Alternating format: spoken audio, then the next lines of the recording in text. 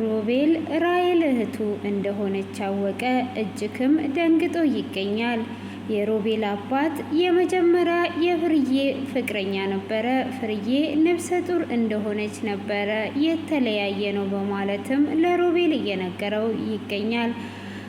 አቶ ታዴም ሮቤልን አሳስሮት የነበረው ዛሬውኑ ካደርኩኝ አንተ የፈለግከውን ነገር አደርጋለሁ እንዳለው የሮቤል አባት መጥቶ ከእስር ቤት አስፈትቶታል። እሱም ባያስፈታው እንግዲህ ህይወት አባቷን እስር ቤት ልታስገባ ወስኗ ነበረ።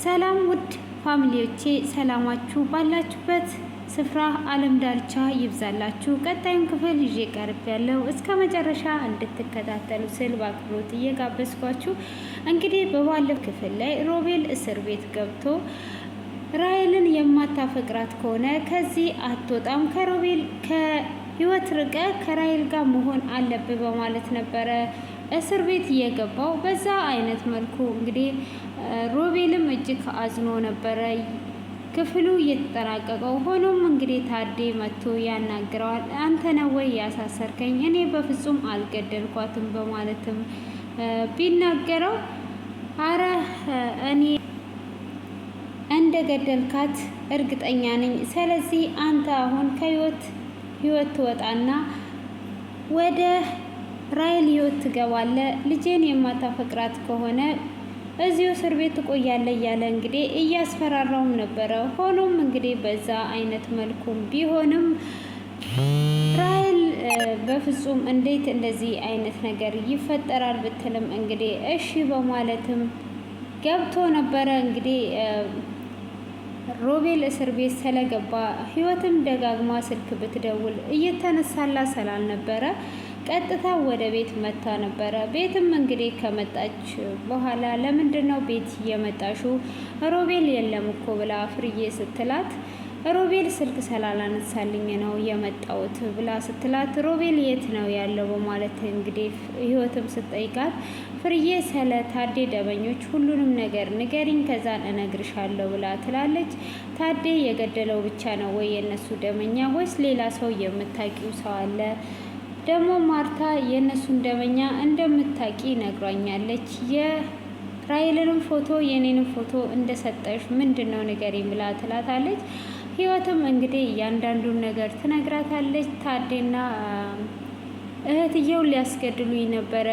ሊያስገድሉኝ ሲሉ እንግዲህ ፎቶንም አሳይቼ ተከትየው እየሄድኩኝ እያለ መጀመሪያ የምንተዋወቀው ገጠር እየተማርን ነበረ። ስለዚህ እኔን ሊገለኝ አብሬው እየሄድኩኝ እያለ ራሔልን የራሔልን ፎቶ እየሰጠሁት ከዛም በኋላ እንግዲህ ታዴ ሲገለው ከማርታ ጋር ሆኖ ታዴ ሲገለው በአይኔ በብረቱ አይቻለሁ። ሮቤልን የት እንዳለ የማትነግሪኝ ከሆነ ብላ ትላታለች። ሮቤል እስር ቤት ነው ያለው። አሁን አንቺ እዚህም ትሰሪያለሽ ሂጂ ብላ ስትላትም የትም አልሄድም ሮቤልን ሳላገኝ እስከዛ ድረስ ቤቱን እጠብቅለታለሁ። የት ነው ያለው ብላ ስትል እስር ቤት ነው። እሱ ምንም ነገር አላደረገም፣ ምንም አላጠፋም። ይሄንን ያደረገችው ራሔል ናት አይደለ? እንደዛ ከሆነ አሁን እኔ ታዴ ሲገል አይን ባይን ያየሁት እኔ ነኝ። ስለዚህ ታዴን አሳስረዋለሁ። ወይን እስር ቤት ከሚገባ ወይን ደግሞ ደመኞቹ ከሚገሉት መምረጥ ትችያለሽ። ይሄንንም እንድትነግሪው እፈልጋለሁ ብላ ትላታለች። እሷም እሺ በማለት እንግዲህ ይስማሙና ስለ ደመኞቹ የምታውቂው ነገር ንገሪኝ ብላ ስትላትም እንግዲህ በቤት እንዳቃጠሉና ፍርዬን ሁሉንም ነገር ስትነግራት ፍርዬም እጅግ ደንግጣ ነበረ። ራሔልም ደግሞ ምን ልታደርጊ ነው የመጣሽው? ሮቤል የለም። የእህትሽን ፍቅረኛ መቼም አትመኙም አይደለ? እኔ እህትሽ ፍቅረኛዋን እንዴት ልትመኝ ትችያለሽ? ፍጹም ስለማትመኝ አሁን ሮቤል እዚህ የለም። ስለዚህ ሮቤል ደህና ነው ወይ? እኔ የሚያስጨንቀኝ የሮቤል ደህንነት ነው ትላታለች። ሮቤል በጣም ደህና ነው። መጣው ብሎኝ እኮ ነው የተለያየ ነው። ስለዚህ መጣው ብሎ ስልክ እንኳን ላያነሳልኝ አይችልም። ስልክ ቢያንስ ያነሳልኛል። እሱ እኮ ስልክ ያላነሳልሽ ስለማይፈልግሽ ነው። አይገባሽም ወይ? እሱ ቢፈልግሽ ኖሮ ስልክ ያነሳልሽ ነበረ። ስለማይፈልግሽ ነው ስልክ የማያነሳልሽ ብላ ትላታለች። እሷም እንደዛ በምትላት ሰዓት እንግዲህ እሺ እንደዛ ከሆነ ካዲያ እሱ የት አለ ብላ ትላታለች። እሱ ምንም አያሳስብሽ፣ እሱ በጣም ደህና ነው። ስለዚህ አሁን አንቺ አርፈሽ ከዚህ መሄድ ትችያለሽ ብላ ስትላትም እሷም በፍጹም የትም አልሄድም በማለት እንግዲህ ወደ ውስጥ ትገባለች። ራሔልም እንግዲህ አስቀነዋት ብላ እሷ ውስጥ ከገባች በኋላ አባትየውም ከመምጣቱ በፊት እንግዲህ መንገድ ላይ እየሄደች ነበረ። አክስትየዋን ታገኛታለች። እሷም አባትሽ እንዴት ነው ስትል አባት የለኝም አትጥርብኝ ብላ ትላታለች። አንቺ በቃ ራስሽን መቻል ትተሽ አባትሽን ግዴታ እኔ ከምወደው ሰው ጋር አጣብሴም ብለሽ ራስሽን አስችም እንዴ ምናምን ብላ እንግዲህ እሷም ትቆጣታለች ማለት ነው። እሷም እንግዲህ በምትቆጣት ሰዓት በሚጣሉ ሰዓት እኔ አንድ ቃል ገብቶልኝ ለእኔ አንድ ነገር ማገዝ ያልቻለ አባቴ አይደለም ትላታለች። እንደዛ ከሆነ እንግዲህ እስቲ እናያለን ብላ ትላለች። እንግዲህ እሷ እንደዛ እየተከራከሩ እሷም ወደ ቤት ትመጣለች። ባክሽ አንቺስ መቼ ራስሽን ቻልሽ? በቃ እየተነቃቀፉም ነበረ ማለት ነው። በዛ አይነት መልኩ እንግዲህ እየተነጋገሩ ሳለ ለምንድን ነው አንቺ እንደዚህ የምትሆኙ? እንደዚህ የሚያደርግሽ ምንድን ነው እሱ እያለቻት እንደዛው እየተጨቃጨቁ አሉ ማለት ነው። እንግዲህ በዛኑ ሰዓት እሷም ወደ ቤት ስትሄድ ታዴ ሮቤልን አሳስሮት መጥቷል ማለት ነው። እሷም እጅግ በጣም ደስ ብሏት በቃ ከዚህም በኋላማ የኔ ይሆናል፣ ከኔ ውጪ ሌላ ሰው አያይም፣ የኔና የኔ ብቻ ነው የሚሆነው በማለት እንግዲህ እጅግ በጣም ደስ ይላታል ማለት ነው። እሷም እንደዛ ደስ ካላትን በኋላ እንግዲህ አሁን ህይወትን ያያታል ማለት ነው። ታዴ ህይወት ለምን ወደዚህ ቤት መጣች? ነገሮቹ ሁሉ ይበላሻሉ ብሎ ይላታል። እንዴት ነው ነገሮች ሁሉ የሚበላሹት በማለትም ስትጠይቀው እንዴት አይበላሹም ህይወት አሁን ሮቤልን ከእስር ቤት ማስወጣት ትችላለች ብሎ ይላታል። ማለት እንዴት ብላ ስትለው እኔ ሰው ገድያለሁ፣ እኔ ደግሞ ያንን ሰው ስገድል ያየችኝ ህይወት ብቻ ነበረች ብሎ ይላታል። ስለዚህ ህይወት ያንን አሳልፏ የምሰጠኝ ከሆነ ሮቤል ከእስር ቤት ሊወጣ ይችላል። ስለዚህ ህይወትን ከዚህ ቤት አውጫት ብሎ ይላታል። ህይወት እዚህ ቤት መኖር የለባትም እያላት እያለ እንግዲህ ፍርዬ ትመጣለች። ፍርዬም ትመጣና ምንድን ነው እሱ በማለት እንግዲህ እያወሩ እያለ እሱም ሰው እንደገደለ ከነገራት በኋላ ፍርዬ እንዴት ነው የምትነግራት በማለት እጅግ በጣም ተናዷለች። ለምንድን ነው የምትነግራት ብላ ስትለው ግዴታ ማወቅ ያለባትን ነገር ታውቃለች። በቃ ነግሬያታለሁ በማለት እንግዲህ ይነግራታል። እሷም በፍጹም እንደዚህ መናገር አልነበረብም፣ እንዴት ነው የምትነግራት በማለት እጅግ በጣም ተቆጥታው ነበረ እና የደበከኝንም ደግሞ ሰምቻለሁ ስለ ደመኞች ህይወት እያንዳንዱን ነገር ነግራኛለች ትለዋለች። ምንድን ነው እየነገረችሽ? እቺ ልጅ እኮ ውሸታም ናት። አንቺ ውሸታሟን እንዴት ነው የምታምኘው? እጅግ ውሸታም ናት ብሎ እንግዲህ ውሸቱን ይደረድርላታል። ይህም ውሸት ነው ልታስረድላት ለምንድን ነው የፈለግከው? ለምንድን ነው እንትን የምትለው በማለትም ስትለው እንግዲህ አሁን ልጁ ስለሞተ የመጨረሻ ቀን ከእሷ ጋር ነበረ ልጁ የታየውና አሁን ህይወትን ስለሚፈልጓት ህይወትን ፍለጋ እዚህ ቤት ከመጡ እኛንም ሊጎዱ ይችላሉ። ስለዚህ ህይወት እዚህ ቤት መቀመጥ የለባትም። ህይወት ከዚህ ቤት መውጣት ያለባት፣ አንቺም ከዛሬ ቀን ጀምሮ እሷን እንድትቀርቢያት እሷን እንድትጠየቅ በፍጹም አልፈልግም ብሎ ይላታል። እሷም እንግዲህ እሺ ምንድን ነው እሱ ችግር ንገረኝ ብላ ትለዋለች። እሱ ምንም አይነት ችግር የለም ግን በዚህ አይነት መልኩ ነው በማለት እንግዲህ ይነግራታል ማለት ነው። እሷም በፍጹም እንዴት ይሄ ነገር ይፈጠራል? አሁን እያንዳንዱን ንገረኝ ስለ ደመኞቻችሁን ብትለውም እንግዲህ ሊነግራት ፈቃደኛ አይደለም። ብቻ ህይወት ከዚህ ቤት መውጣት እንዳለባት ነው እየተናገረ ያለው።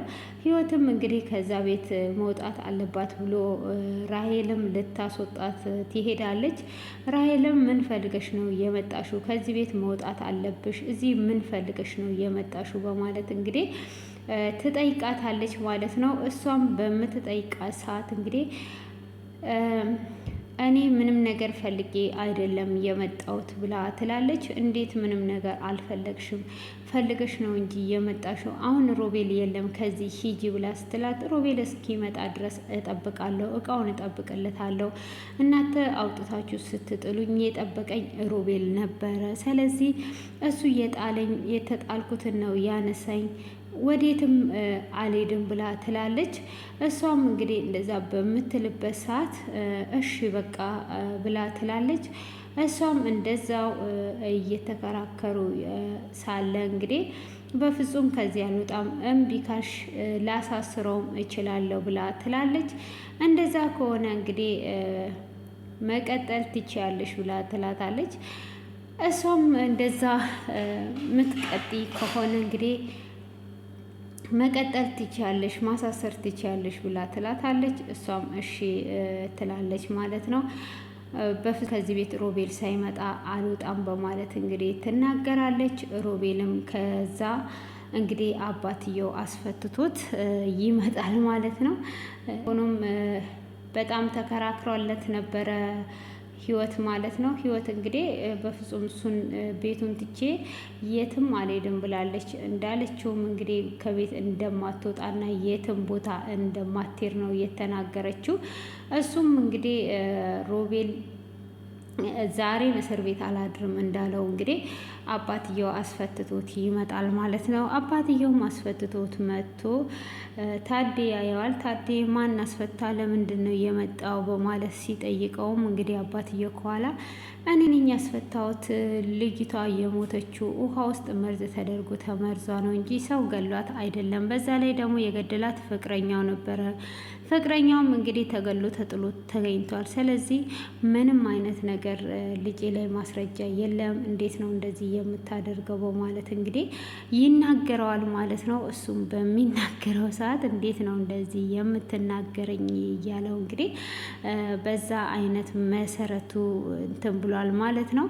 ሆኖም እንግዲህ እኔ አባቱ ነኝ በማለት ሲናገር እጅግ ይደነግጣል ማለት ነው ታዴ። ከዛም በኋላ እንግዲህ ከኔ ከኮሳሳ ቤት ወጥተህ ወደ አባት ቤት እንድትሄድ እፈልጋለሁ፣ ዞር በልልኝ፣ አሁን ከዚህ ሂድልኝ ብሎ ይለዋል ማለት ነው። እሱም እንደዛ በሚለው ሰዓት እንግዲህ ፍርዬ ትመጣለች። ፍርዬም በምትመጣ ሰዓት ይሄን ሰውየውን ታይና እጅግ ትደነግጣለች።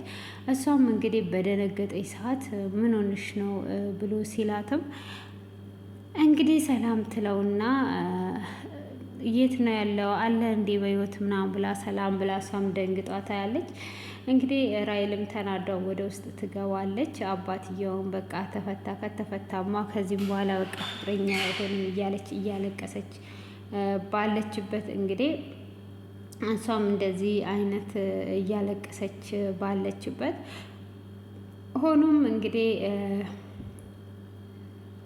ታዴም አይዞሽ በቃ እንደውም አንቺ እያፈቀርሽው ልትኖሪ ትችያለሽ፣ እሱ ግን አያገኝሽም ብሎ እንግዲህ እያበረታታት ነበረ። ሆኖም ሮቤል አባትየውን ተከትሎ ይሄድና ራሄልን ፍርዬን የት ነው የምታውቃት ብሎ ይለዋል። ፍርዬ የመጀመሪያ ፍቅረኛ ናት ብሎ ሲለው እንዴ በእናቴ ላይ ደርበክ ነበር እንዴ ብሎ ሲለው አዎ ይለዋል። እና በእናቴ ላይ ደርበ ነው እንዴ ብሎ ሲለው ከዛ ያፈቀረች ልጅ ራሄል ናት እንዴ ብሎ ሲል አዎ።